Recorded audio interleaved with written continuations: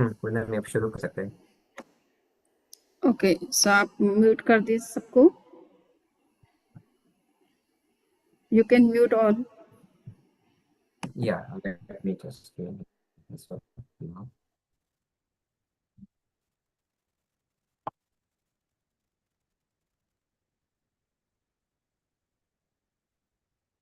Yes, from the Today we okay. are going to discuss a new technique of You can meditation, which is known I will as ask you to unmute. Chaitanyak Peksha. It means the perception of psychic centers.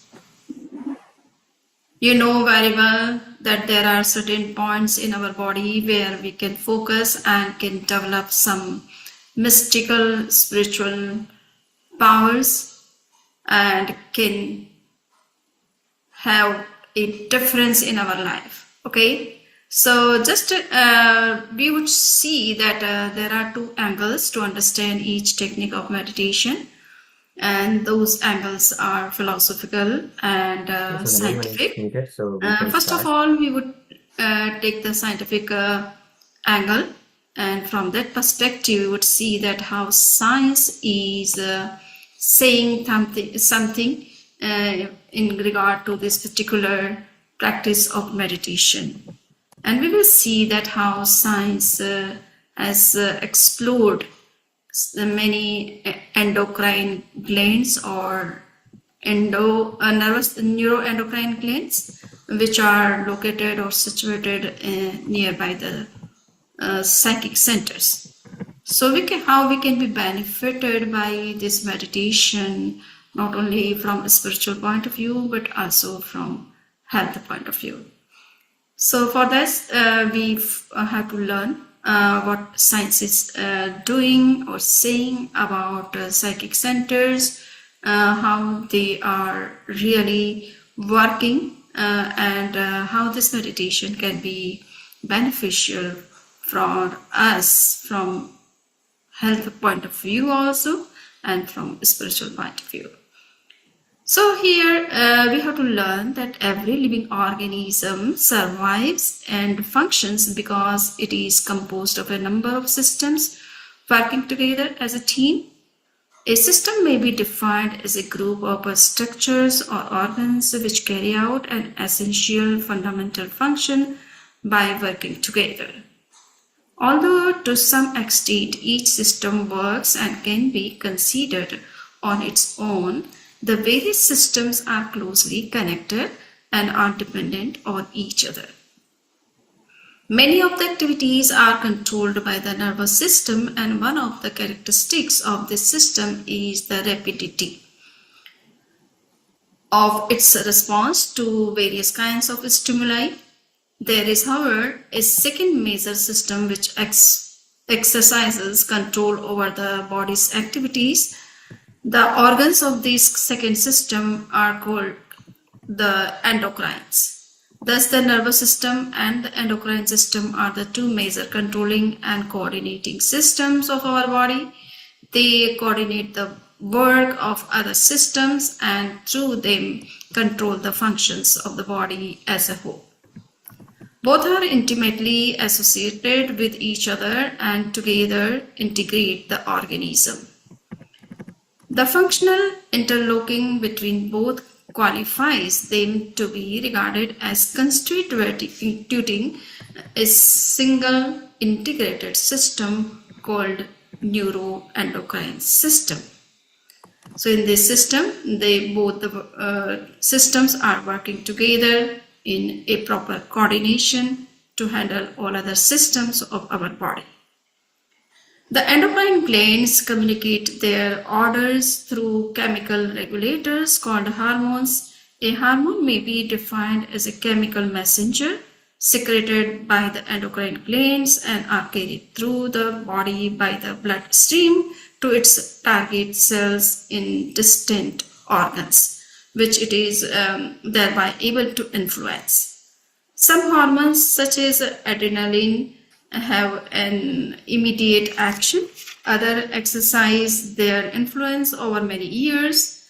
They not only participate in all bodily functions but exert profound influence on the mental states, emotions, and behavioral patterns of an individual also. They generate the powerful forces of patience and emotions in man.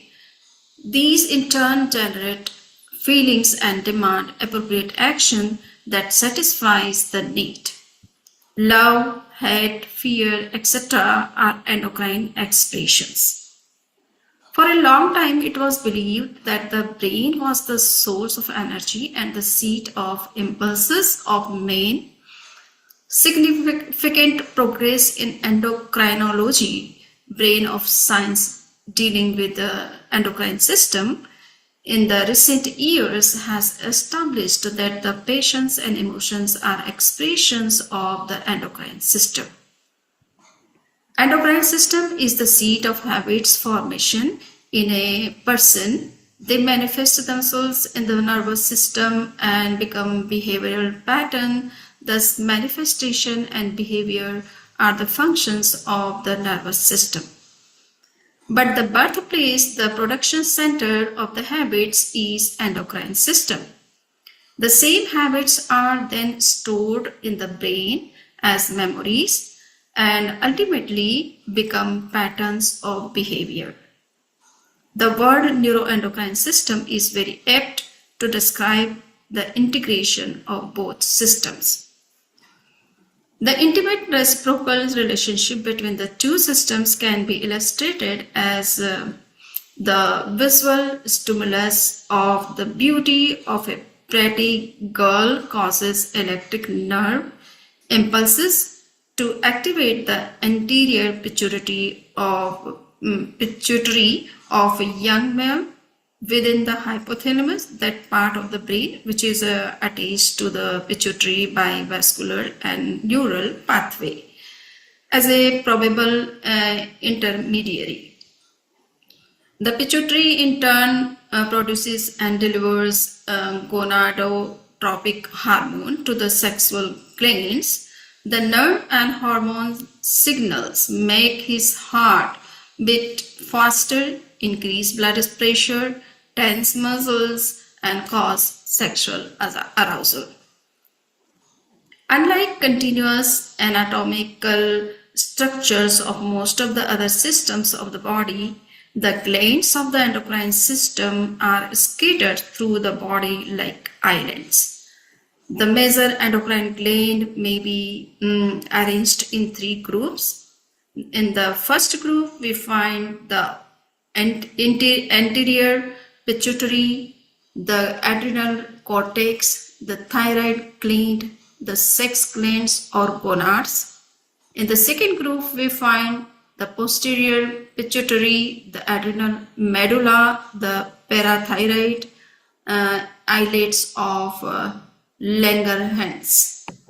In the third group, we find 2 glands which are pineal gland and thymus gland.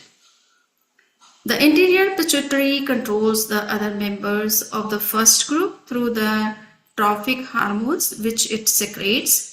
The glands of the second group are controlled by other stimuli, both chemical and neural. The third group is a unique independent group. All these glands are comparatively small, ductless, and have access to very rich vascular supply.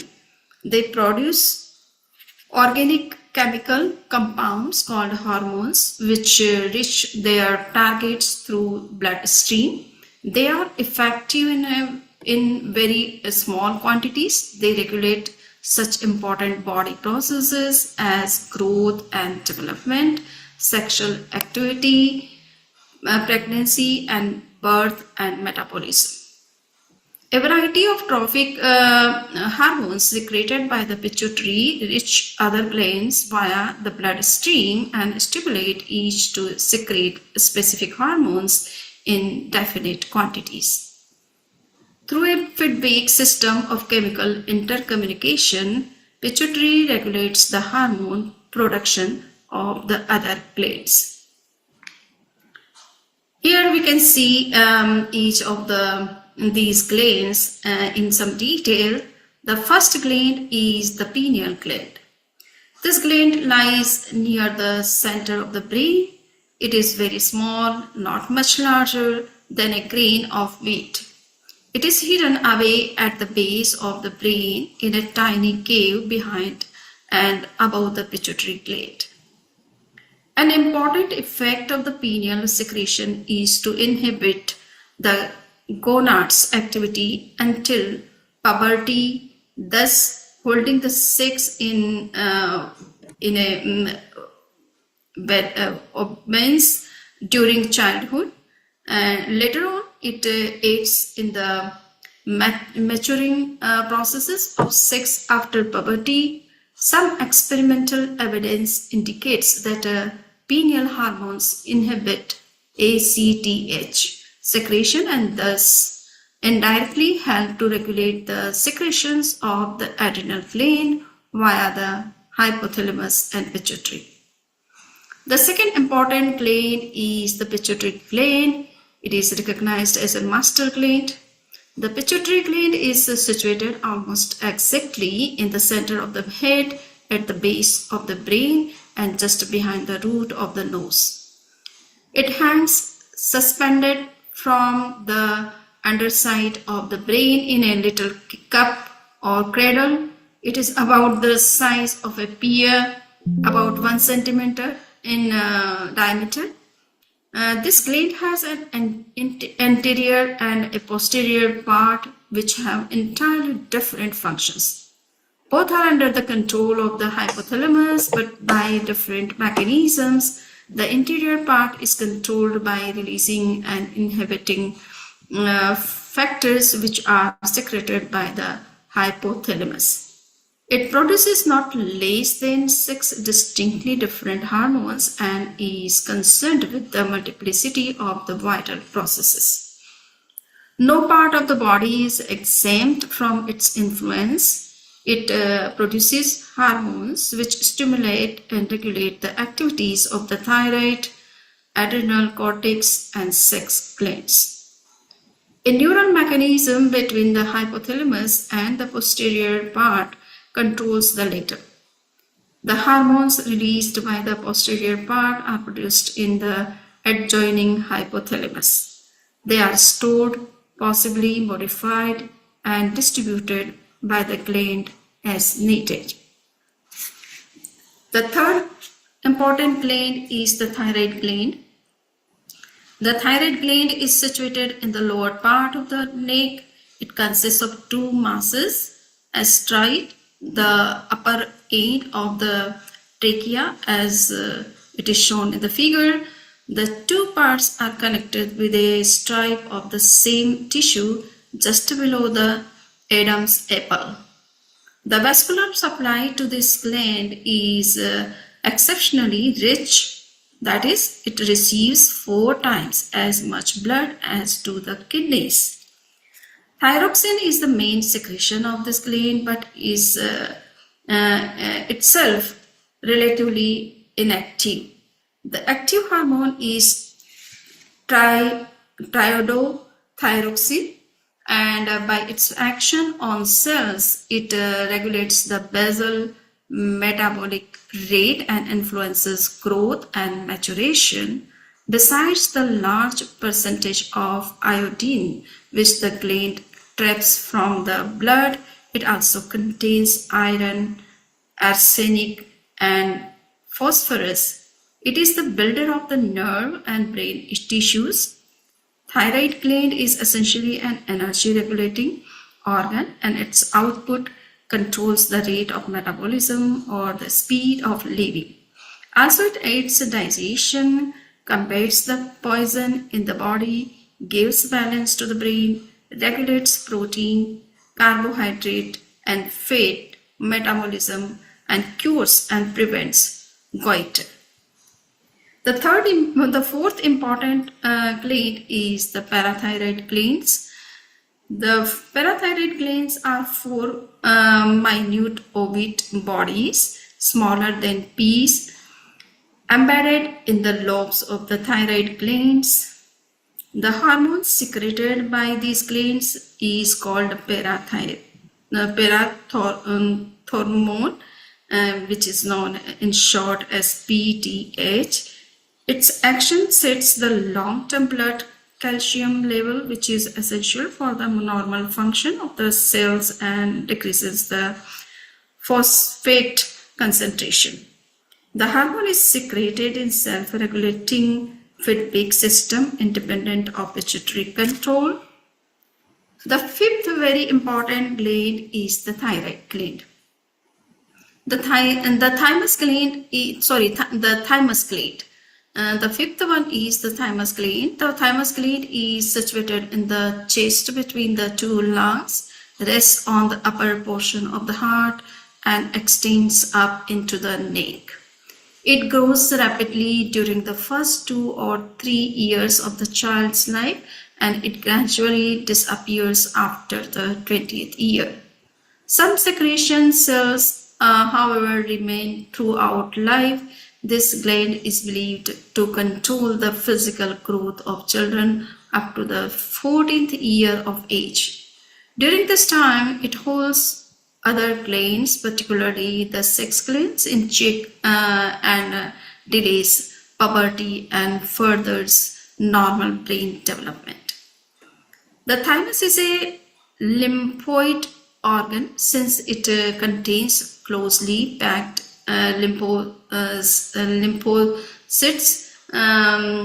Besides the function mentioned, the thymus exerts an influence on the lymphonodes, spleen, and other lymphatic tissues, so that they too gain the ability to produce lymphocytes and foster the development of immunocompetent cells, which are known as T cells, by means of hormone. Next, the sixth important gland is the adrenal glands. The adrenals are a pair of small, flattered, yellowish, three-cornered glands capping the upper end of the kidneys. Each adrenal is a double gland composed of a cortex, an outer layer, and a medulla, an inner layer, former making up the bulk of the gland. Each part has entirely separate function. The amount of blood passing through the adrenals is very great compared to their size. More than 3 dozen hormones are produced by these glands. A number of these are essential to life. They stimulate the healthy growth of the brain and sex cells, developmental concentration and physical endurance, and generate a vigorous muscular and nervous constitution. So the profuse sympathetic nerve supply goes almost entirely to the medulla, and the functioning of the adrenal medulla is intimately linked with the sympathetic nerve action. Fear, pain, exposure to cold, low blood pressure, and emotional upsets stimulate the release of epinephrine, also called adrenaline, and norepinephrine. These hormones are poured into the blood stream during fear or anger, and they are responsible for many of the changes which accompany these emotions.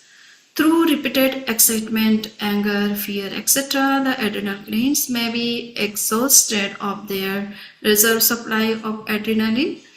Adrenal deficiency is characterized by indecision, a tendency to worry, and an inclination to weep for the slightest provocation. The seventh gland is the glands, the gonads, the sex glands, you can say. So the gonads, so the main gonads of the female are ovaries, and in the male they are the testes. These organs function as potent endocrine glands secreting hormones which makes a male and a woman feminine. These hormones have profound influence not only on the sexual activities but also a number of body organs and functions of an individual. Estrogen and progesterone are the two major sex hormones which are in a large measure responsible for the characteristics that distinguish a female from a male. The male sex hormones are androgen and testosterone. In both sexes, pituitary hormones play a profound role in controlling the functions of the sex glands. So we have thus learned so far about 7 important endocrine glands which are working inside the body, and they are very close to the psychic centers. Now we would see that how the whole endocrine system is working. So function of endocrines, having dealt with physical function of the endocrine system, we shall now briefly discuss its action on the mental states and behavioral patterns of male. The nervous system and the endocrine system are the two major control systems of the body, as we have discussed.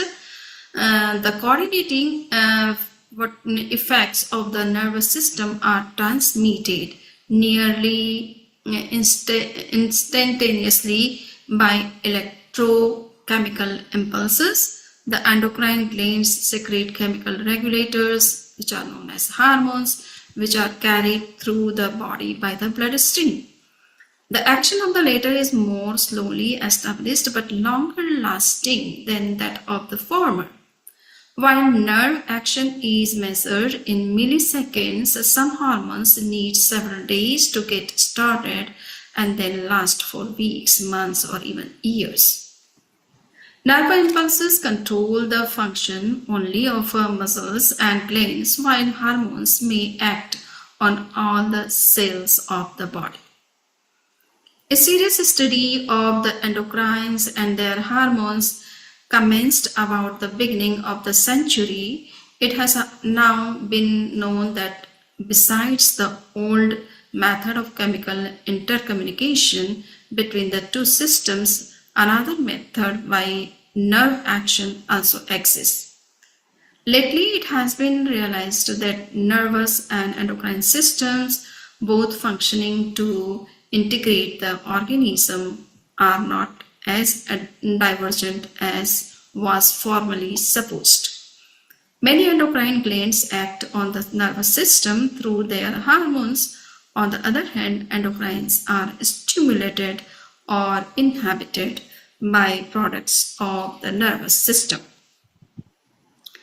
Within the central nervous system, there are groups of nerve cells which are capable of functioning as glands.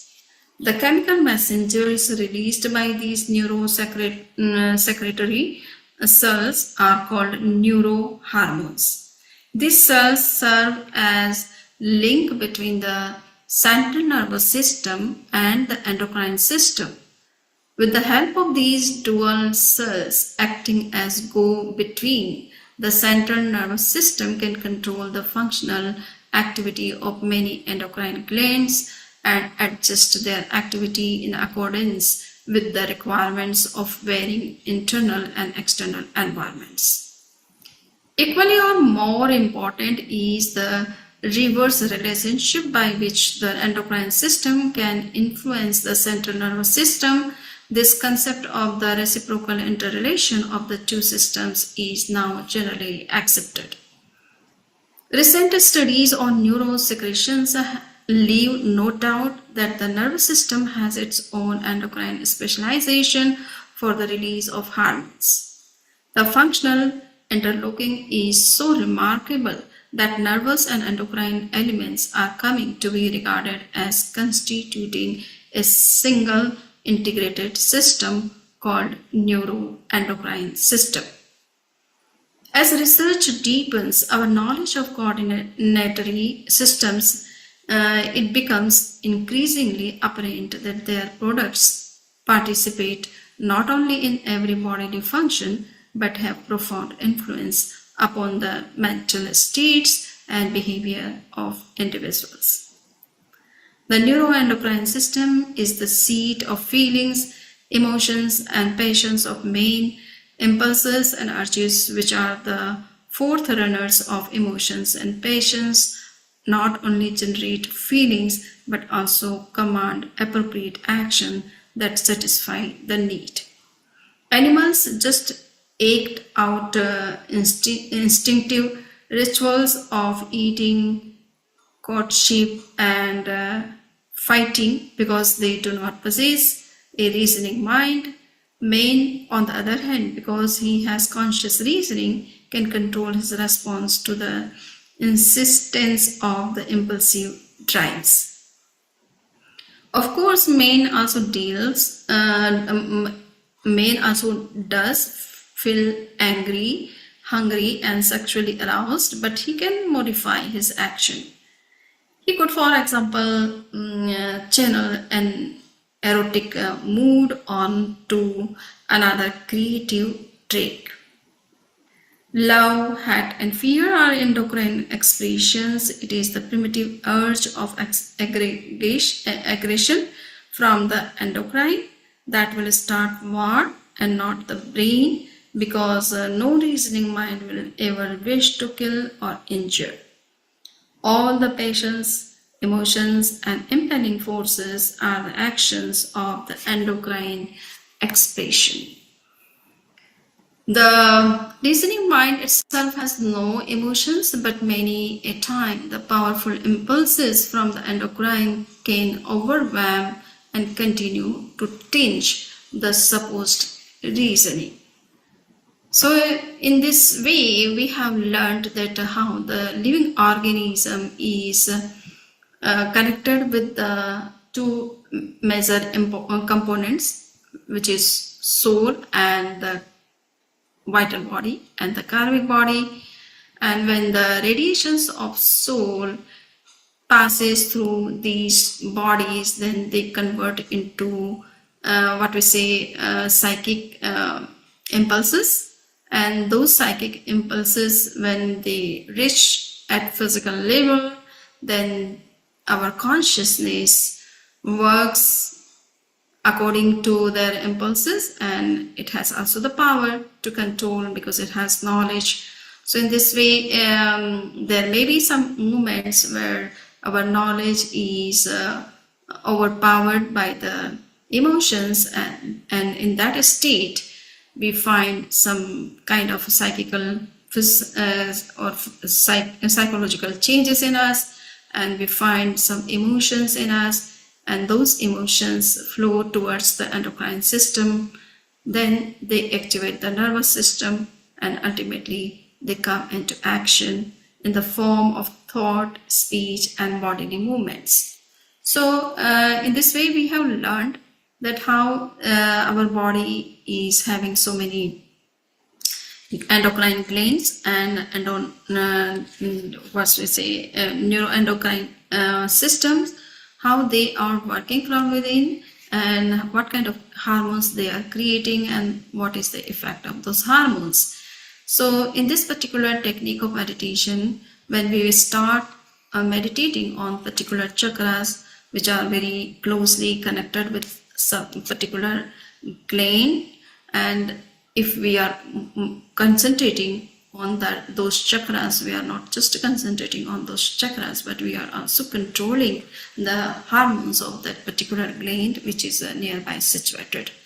And through them, we are controlling our body systems, and also health issues and psychological disorders or issues. So in this way, we have learned that how our psychic center are connected with various types of glands in our body, and they are not just a philosophical concept, but they are also scientifically validated that yes, there are certain places in our body where there are certain types of hormones are being created, and if we can meditate on those particular places, we can bring a good change in the hormones secretions, and thereby we can control our health issues and our body systems. Side by side, we can also grow into spirituality and to have higher consciousness. So this is why we are practicing this particular meditation. We are focusing on different centers which are situated in, especially in spinal cord of our body. Most of the centers are located either in a spinal cord or in brain, and we know that the overall the nervous system is controlling the entire body, you know.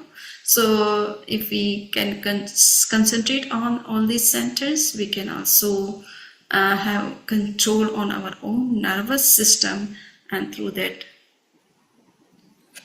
on the whole body systems.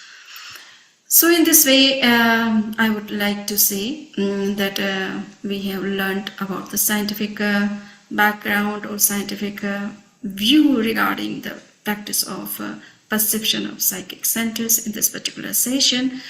And now the session is open, or floor is open for question answers. If somebody has any questions, they are requested to ask their questions after the question answer session. We will have one practical session also, so that we can practice meditation on different chakras, different glands, and can see how this meditation is affecting not only the secretions or hormones of the different glands, but it is also helping in awakening our own inner potentials, qualities, and assets. Thank you.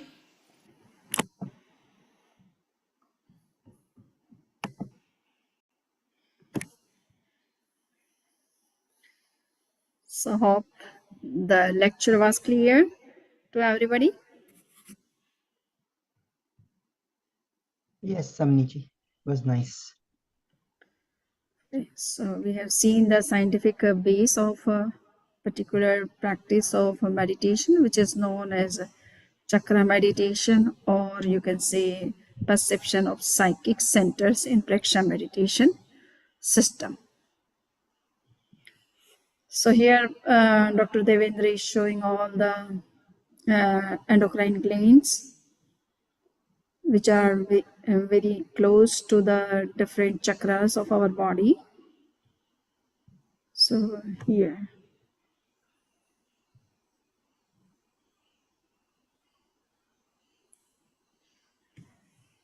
Yes. So anything Dr. Devendra wants to add?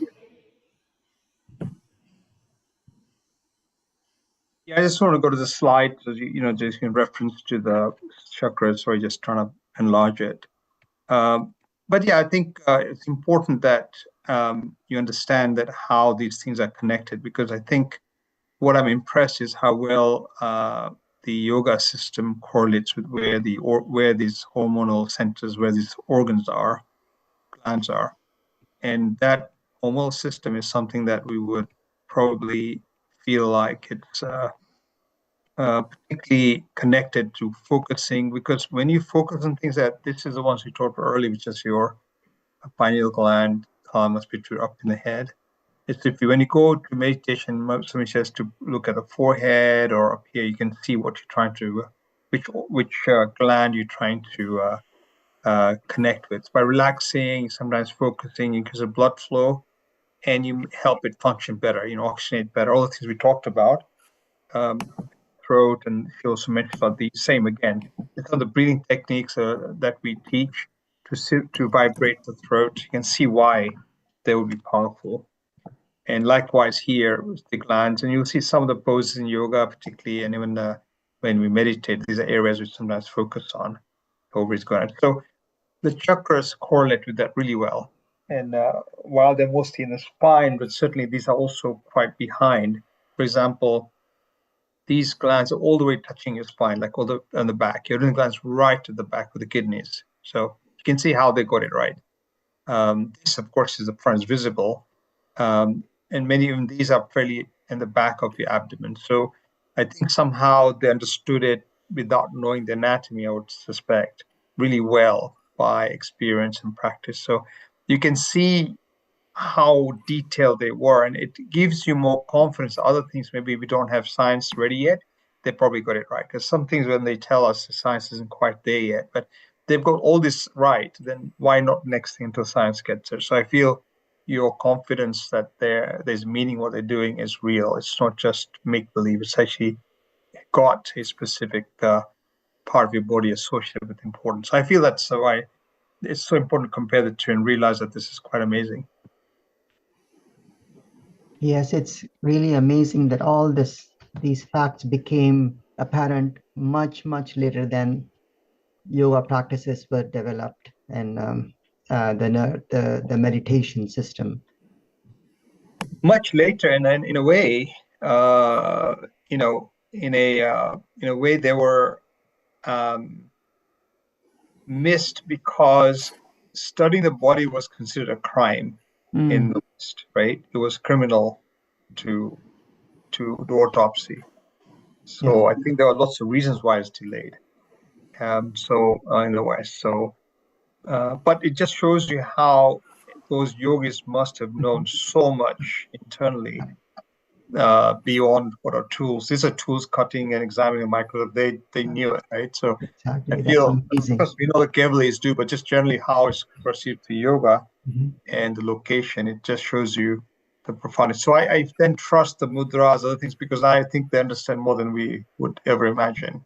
That's right. And our science can get to. So I just want to make sure you realize how impressive this is, that you respect the other parts, came from the same heritage, same details, they're so precise and authentic, and their postures so precisely that it's kind of a science of its own way, I feel. That's something I just wanted to state that. Thank you. Thank you very much for confirming and endorsing what the yogis have said thousands of years before, and now the science is talking about them.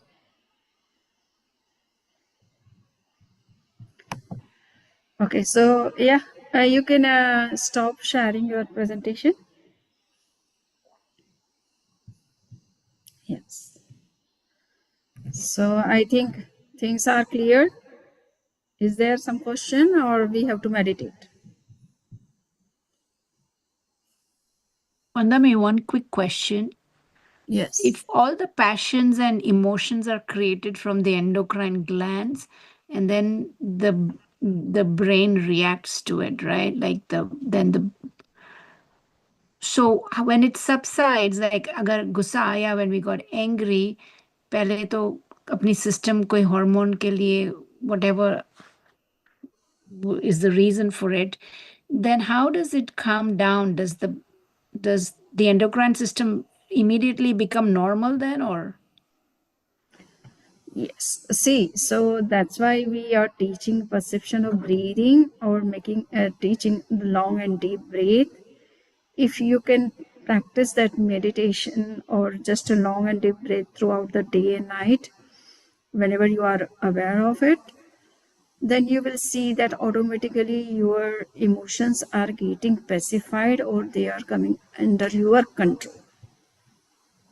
And there is pineal gland, pituitary gland, which is located in between the two eyebrows. So if you meditate and give suggestion to your brain, on especially by focusing on this particular center, you will see that the master gland has the capacity to control the hormones of the gonads and adrenals. So in this way also, this chakra meditation helps us that how we can activate our old upper chakras, which can control the lower chakras. Okay, so that needs some practice, just by thinking, or just thinking that okay, if there is anger, it should be controlled immediately. So it is not the matter. first you have to learn the meditation technique, so that automatically you will see that your emotions are getting pacified. Okay, and if you are practicing meditation at regular basis, automatically you will get the sense that now you may become angry, or anger may appear in you. So before the time you can come to know, and you can able to control them. Is it clear? Yes, Vandami. Thank you. So long and deep perception is very important tool to control the emotions. If you are getting angry at the time, if you can concentrate on the long and deep breathing, you can start taking long breath. You will see that the anger is coming into under your control. It is getting pacified. But at the time of emotional turmoils, we are not able to think about controlling anything or such emotions. We just are ready to fight or flight.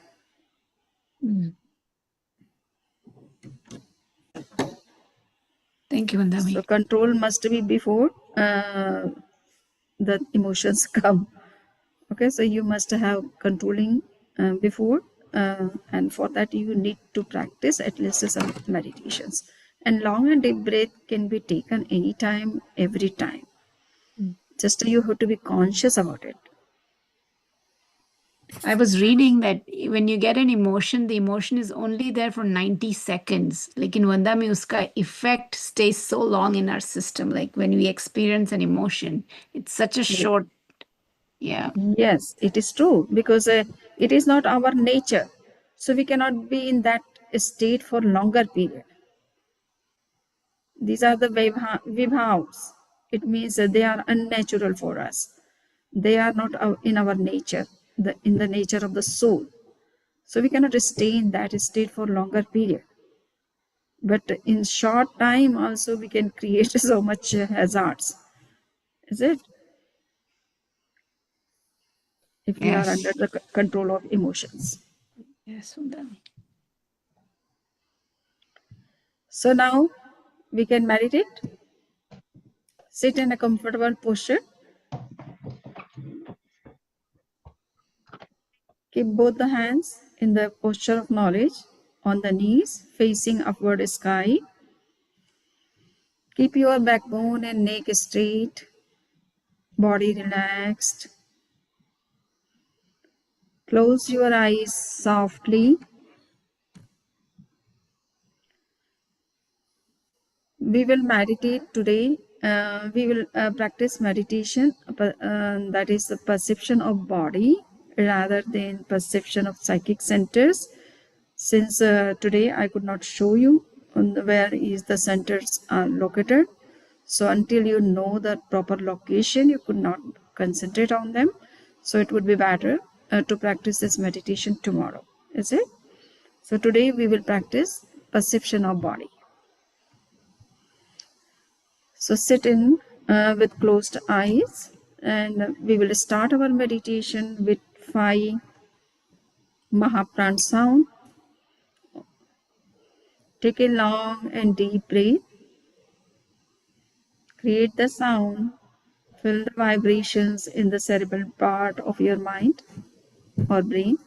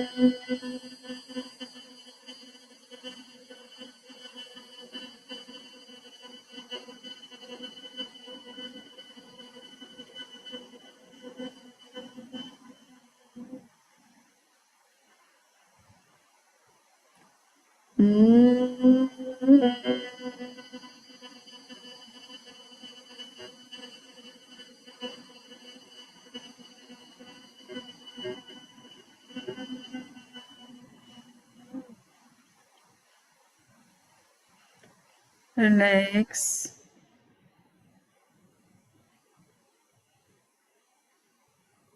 Relax your entire body, mind, and vocal cord.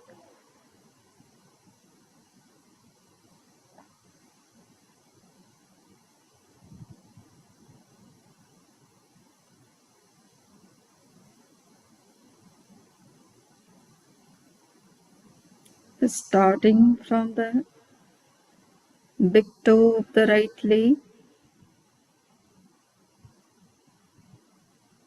see all the organs of your body up to the head, giving suggestion to be relaxed. Relaxed.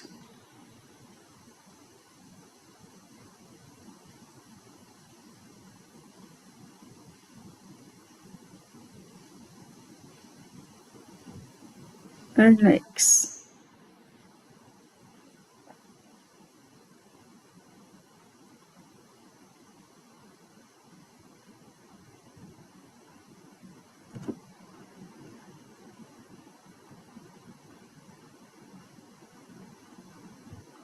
Experience your body is getting relaxed, stable, and light.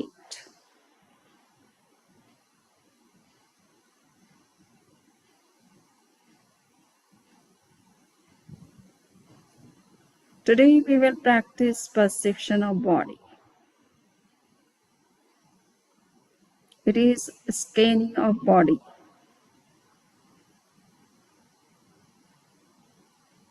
How a scanner works.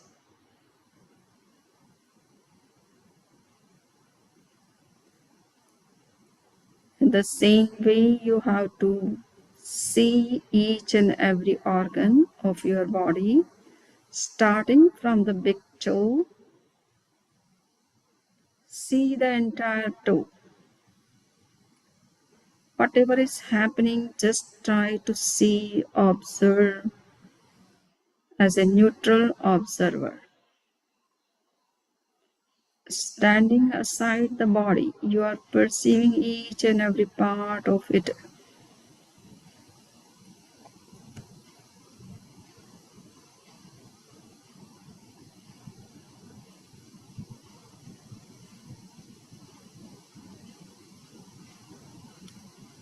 You are quite aware of whatever is going on in our surrounding in the world, but we are less aware of whatever is happening inside us.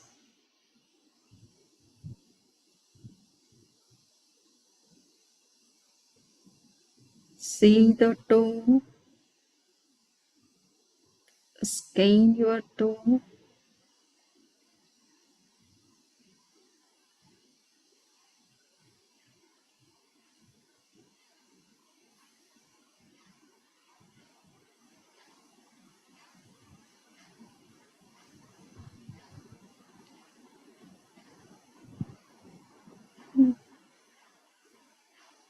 See each and every fingers of the right leg. Scan carefully. Where is what is located? See the functions, sensations, vibrations.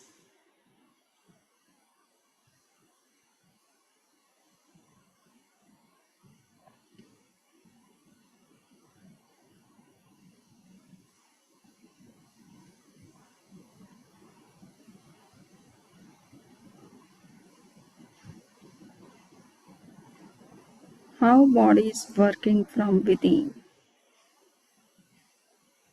Each and every cell is working. See the functions of each and every cell, of each and every fingers.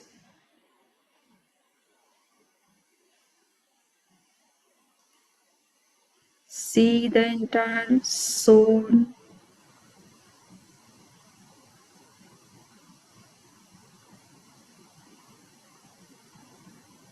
skin carefully, consciously.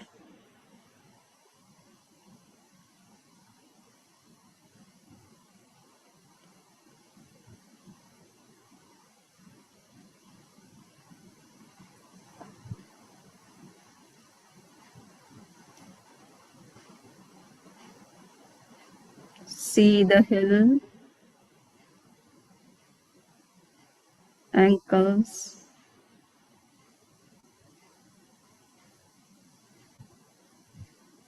calf muscles,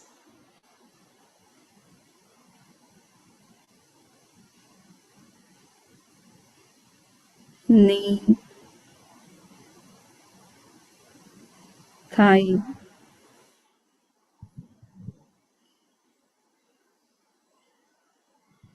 up to the hip joints.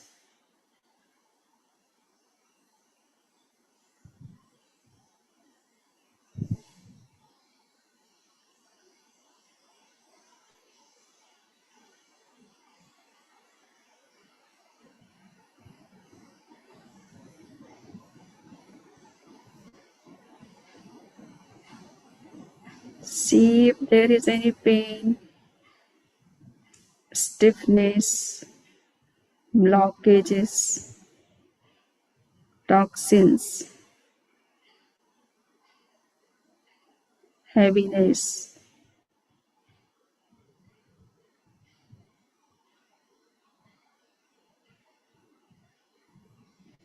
All the functions, all the body organs.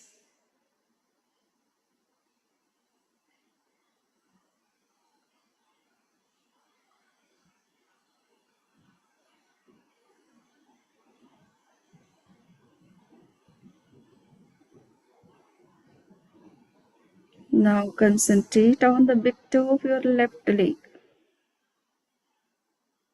See carefully. You feel vibrations, movements.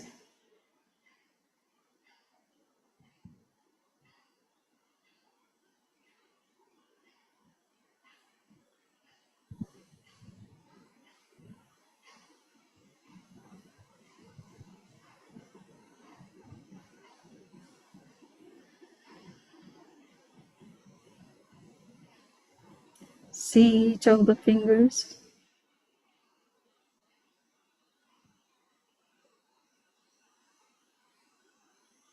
Entire sole part, heel, ankles, calf muscles, knee, thigh, up to the hip joints.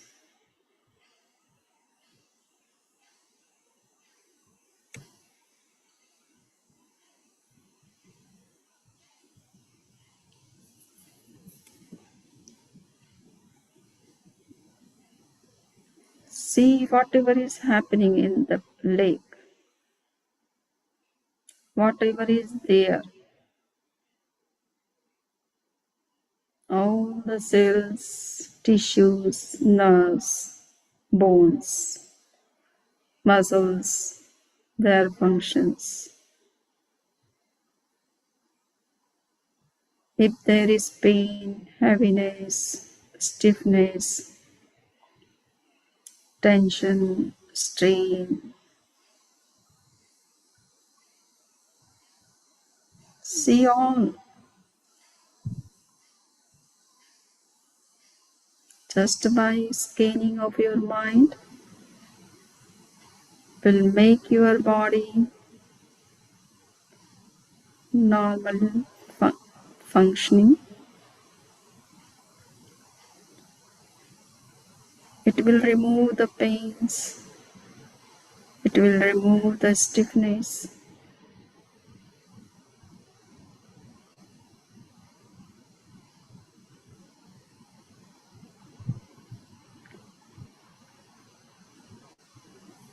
Try to peep into the deeper levels.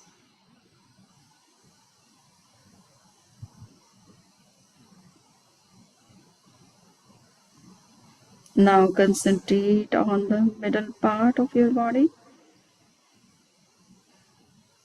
the entire west part. See with full mindfulness.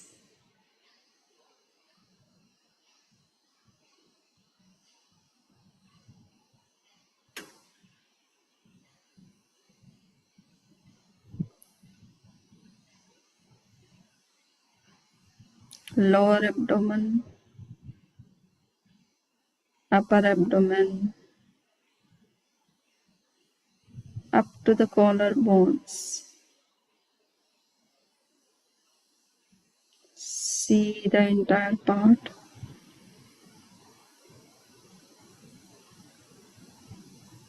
See the functions of all internal organs.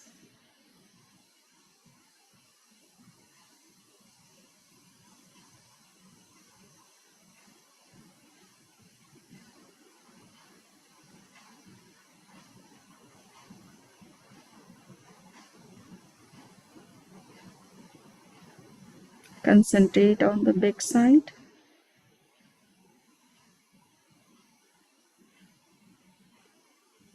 On the bottom of your spinal cord, backbone, up to the top of the backbone. See each and every vertebra, nerves coming out of them.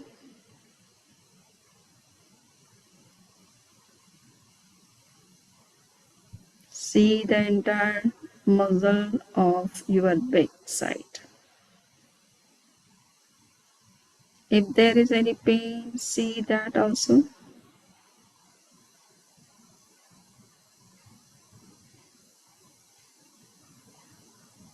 Scan carefully.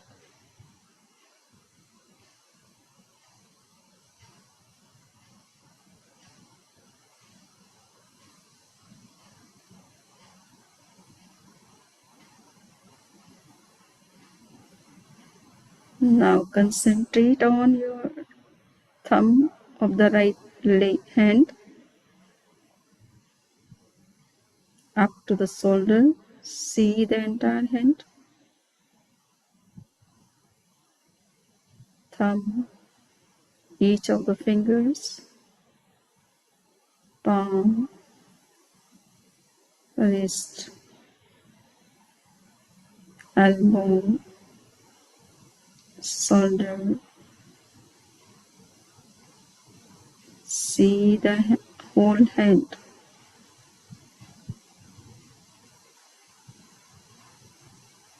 See how body is working from within.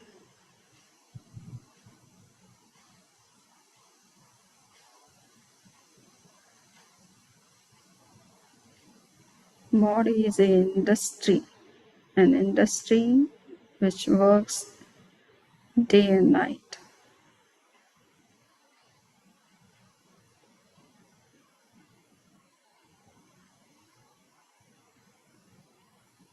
Concentrate on the thumb of the left hand.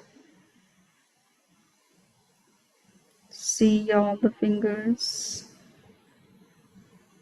palm, wrist, elbow, up to the shoulders. See the entire hand.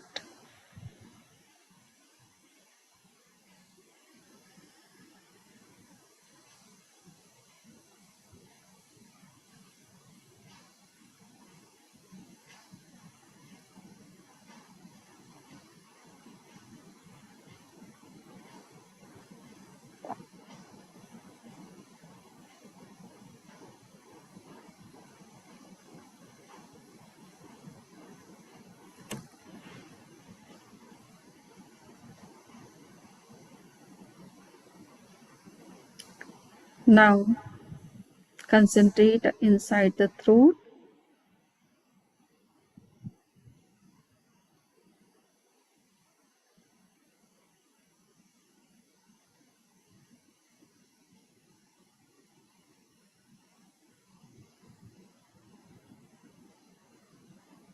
See thyroid, parathyroid, vocal cord, their functions.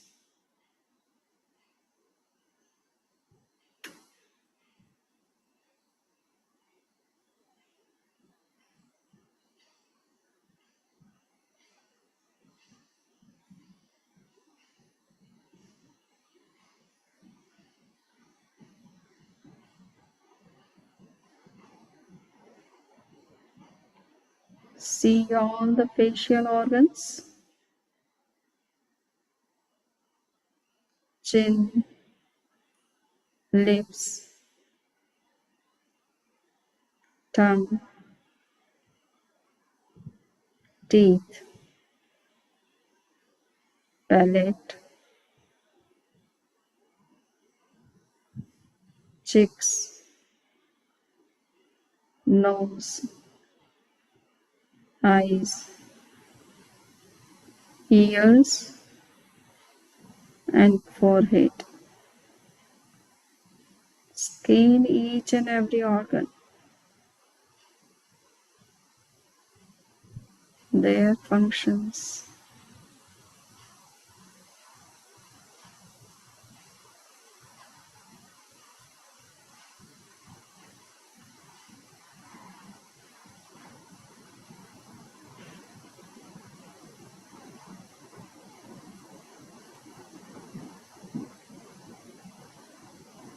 Now concentrate on the brain.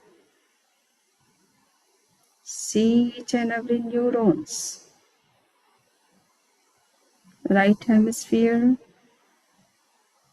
left hemisphere, brain stem, each and every neurons, neural connections. See the entire brain. Scan the body carefully and see where what is, and if there is any problem or health issues, try to see that also.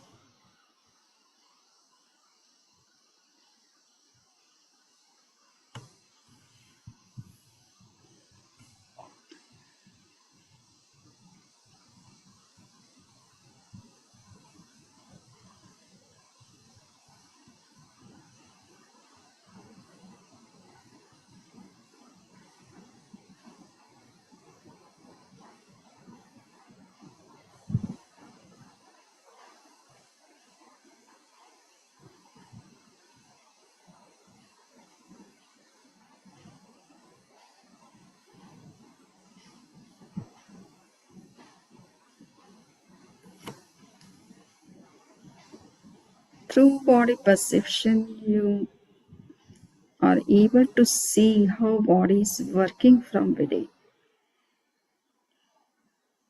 how each and every part, cell of the body is functional,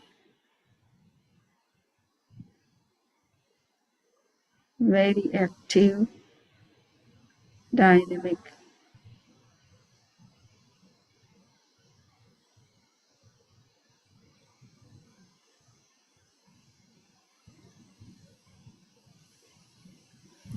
With two long and deep breath and all sounds, we would conclude our meditation.